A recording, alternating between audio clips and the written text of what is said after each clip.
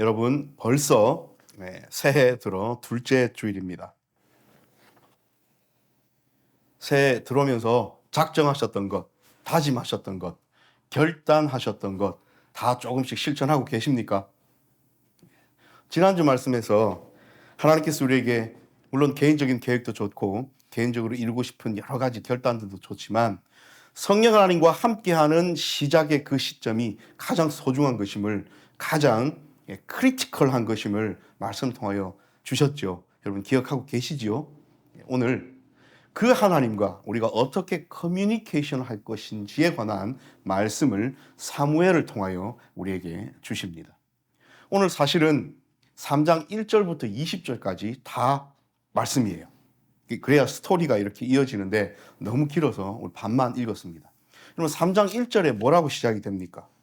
아이 사무엘이 엘리 앞에서 여호와를 섬길 때에 여호와의 말씀이 희귀하여 이상이 흔히 보이지 않았더라. 하나님께서 직접 말씀하시는 말씀이 희귀하였답니다. 그래서 이상이, 즉 하나님께서 우리에게 보여주시는 여러 가지 것들이 보이지 않았대요. 지금이랑 비슷한 것 같지 않습니까?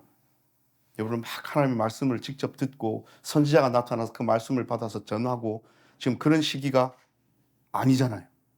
근데 이때도 그랬답니다. 그럼 왜 하나님의 말씀이 희귀해졌을까? 왜 하나님의 이상이 흔히 보이지 않았을까? 우리는 이 원인을 찾아야 되고요. 그러면 하나님께서 왜 이렇게 희귀하고 이상이 흔히 보이지 않는 이 시기에 사무엘에게는 여러분들, 저와 여러분 다 잘 아시듯 직접 나타나셔서 사무엘아 사무엘아 부르셨을까? 여러분 이것이 오늘 이야기의 주된 틀입니다. 2장 25절을 보면요, 엘리 제사장이 스스로 이야기하는 표현이 있습니다. 제가 한번 읽어 드릴게요.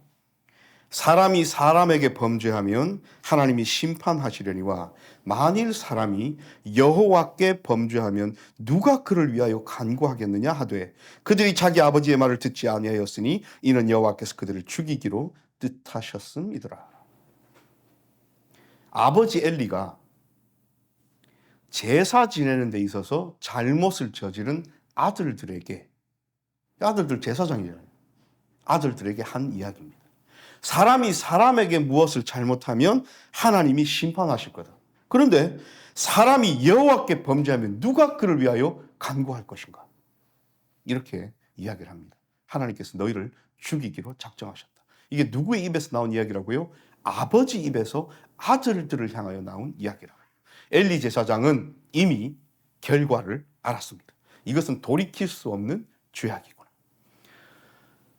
여러분 우리 함께 성경 공부하면서 배우셨듯이, 함께 나누었듯이 광야 때에 율법을 주시고 특별히 레위기를 통하여 제사법을 주셨을 때 번제, 소제, 화목제, 속죄제, 속건제 기억나시지요? 이 제사법을 주셨을 때는 어떤 의미라고 우리 함께 나누었습니까? 레위기의 주제는 거룩이죠. 19장 이전에 너희는 거룩하라 이는 나 여호와 너희 하나님이 거룩합니다. 거룩은요, 구별됨 아닙니까?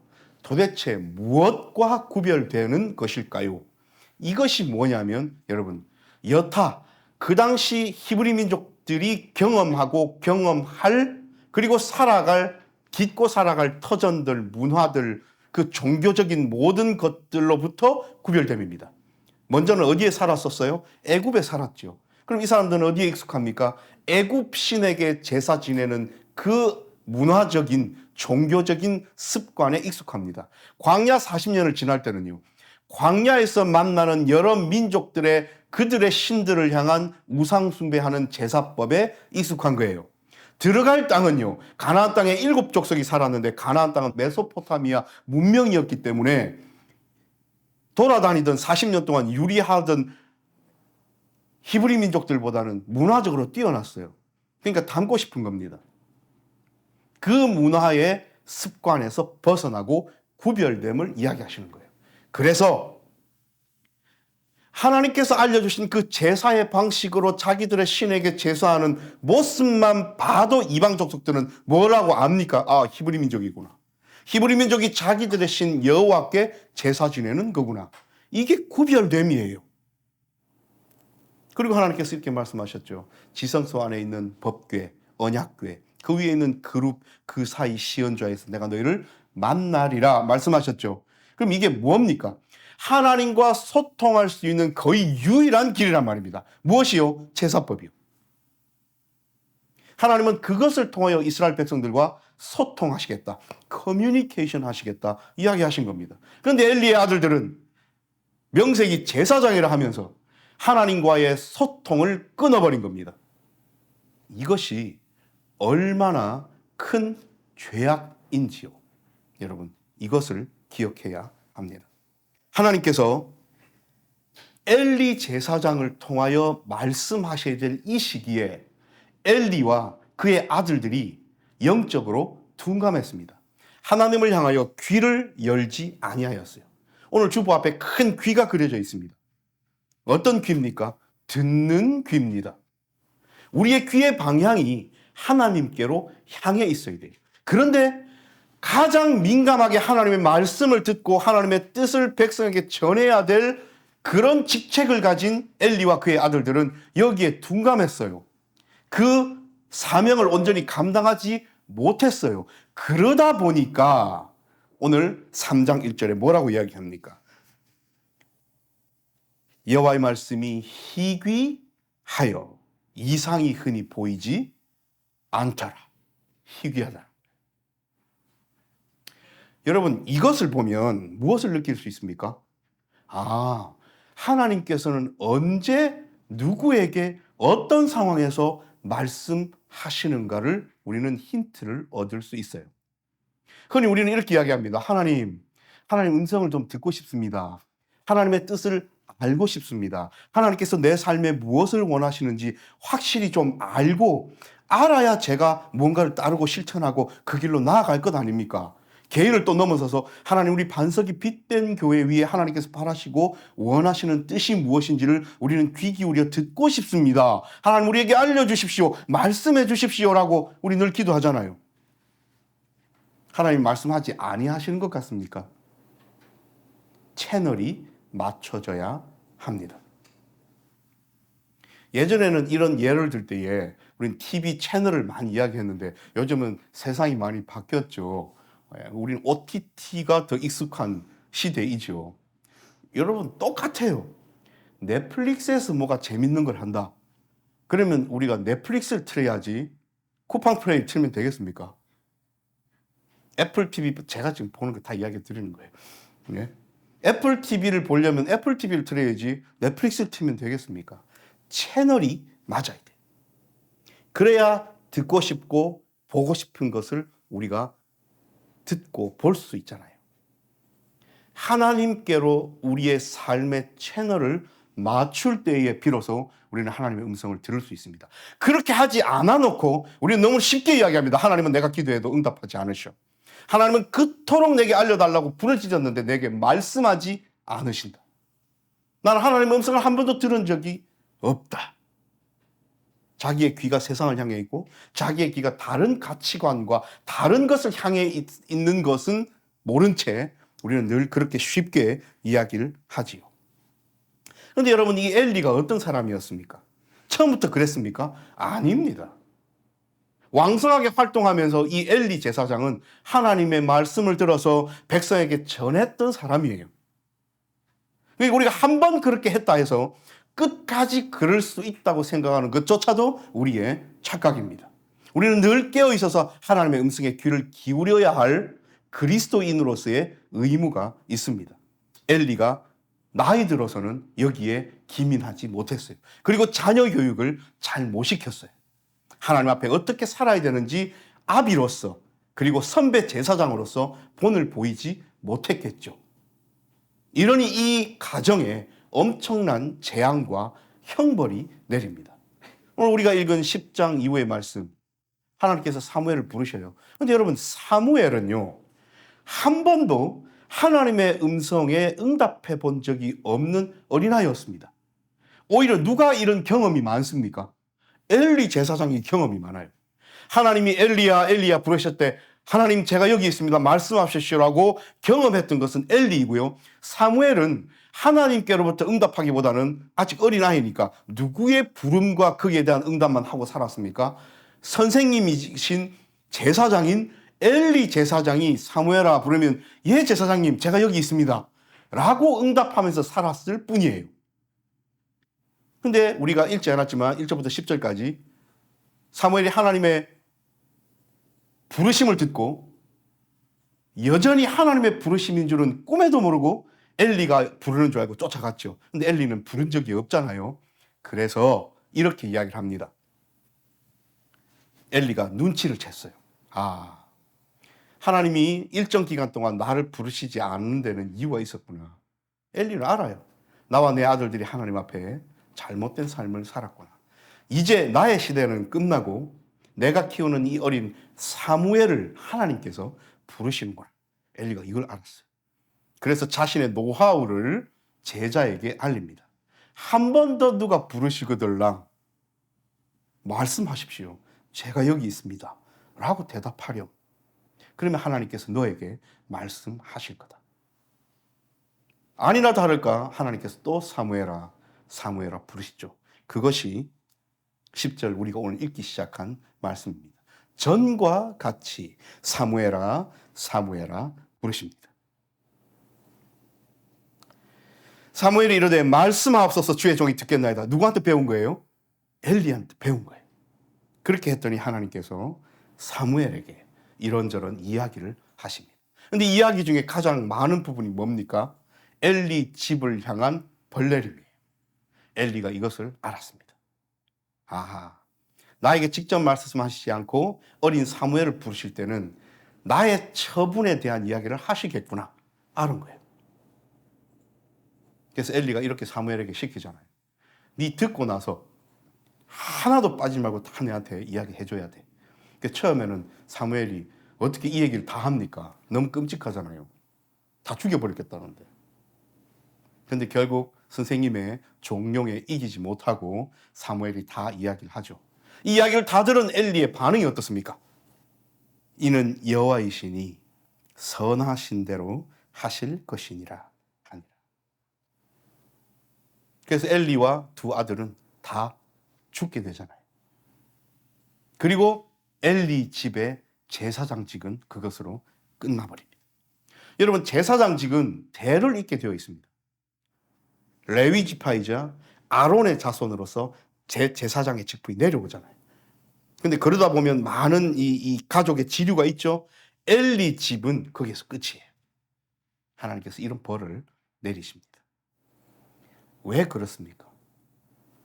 아까도 말씀드렸지만 제사를 지낸다는 것은 하나님 앞에 그렇게 백성들의 죄를 갖고 나아간다는 것은 하나님과의 소통이자 하나님과의 커뮤니케이션입니다.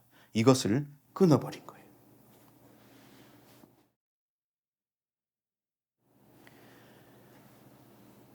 이스라엘 백성들이 죄를 짓고 하나님 앞에 나아오면 제사장이 거기서 중간에 서서 죄지어서 나아오는 그리고 하나님께 감사제로 나아오는 이 모든 백성들의 제사를 함께 하나님 앞에 대신 드리면서 나아가야 될 그 직분에서 그 제사를 무시하고 그 제사법을 어그러뜨리고 거기에서 하나님과의 커뮤니케이션과 소통을 어그러뜨리면 백성들이 도대체 어떤 방식으로 하나님 앞에 나아갈 수 있어요? 그걸 끊어버린 거예요. 이 죄는 결코 가볍지 않습니다. 그러므로 하나님과 소통하고 하나님과 커뮤니케이션 하는 것은 이토록 중요합니다. 여러분 생각해 보십시오. 지금 예수 그리스도께서 우리에게 은혜 주셔서 우리는 예수님의 이름으로 기도합니다 라고 나아가요. 그런데 어떤 사람이 우리의 입술을 때리면서 우리의 입을 막으면서 예수 그리스도의 이름으로 기도하는 것을 계속 막고 있다면 여러분들 마음이 어떻겠습니까? 우리 마음이 어떻겠습니까? 그 사람이 정상으로 보입니까? 그 사람이 내 삶에 유익된 사람으로 보입니까? 그럴 수 없잖아요. 어쨌든 이 사람은 나로 하여금 예수 그리스도께로 나아가는 것을 방해하는 사람이니 우리는 우리의 삶에서 이 사람을 치워야 될 겁니다. 그 처분을 하나님께 맡겨야 될 겁니다. 오늘 사무엘을 통하여 하나님께서 이 말씀을 주시지요. 자, 그러면 반대로 대조적으로 사무엘은 어떻습니까? 사무엘은요, 순종적이었고요, 귀가 열려 있었습니다. 하나님께서 부르시는 것을 깨닫지 못했을 때에도 사무엘은 집중하고 있었어요. 그래서 자다가 부르는데 벌떡 일어나서 선생님께 달려가요. 부르셨습니까? 이것이 우리의 삶의 자세입니다. 귀찮고 싫고 자고 있었고 피곤하고 온갖 핑계를 대면서 부르심에 응답하지 않는다면 하나님은 사무엘을 한 번 부르시고 안 부르셨을지도 몰라요. 그런데 이 사무엘이 부르는 족족 달려갑니다. 그리고 결국에는 이 부르심이 선생님이 부르는 것이 아니고 하나님이 나를 부르시는구나. 얼마나 두려웠겠어요. 얼마나 떨렸겠어요. 그런데 가르쳐 주신 대로 말씀하옵소서 종이 듣겠나이다 라고 하나님 앞에 나아갑니다. 이제 하나님은 이 사무엘에게 말씀하지 아니하실 이유가 없습니다. 그래서 오늘 하나님은 사무엘에게 하시고 싶으신 모든 말씀을 다 주십니다.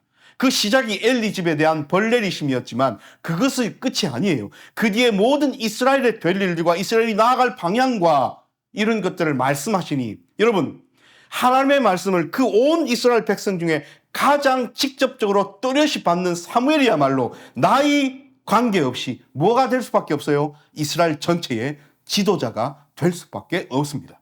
왜요? 하나님의 말씀을 가지고 있기 때문입니다.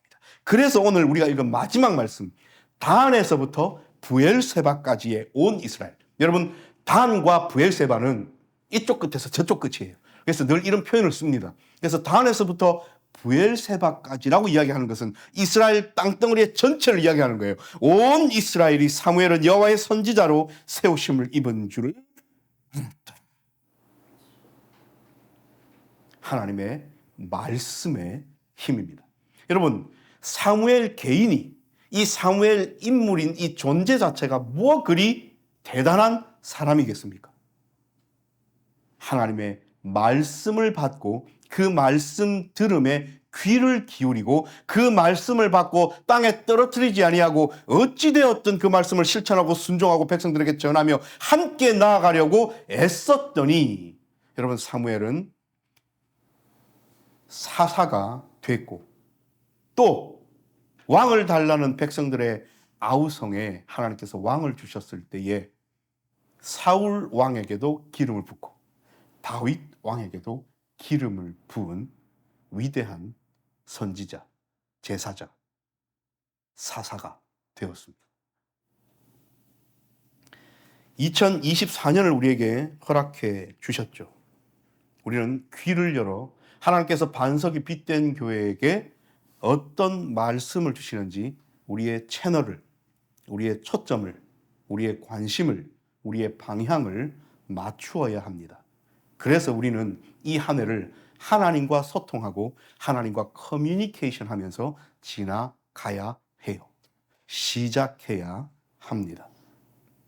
이것이 오늘 우리에게 주시는 하나님의 말씀입니다. 극명합니다.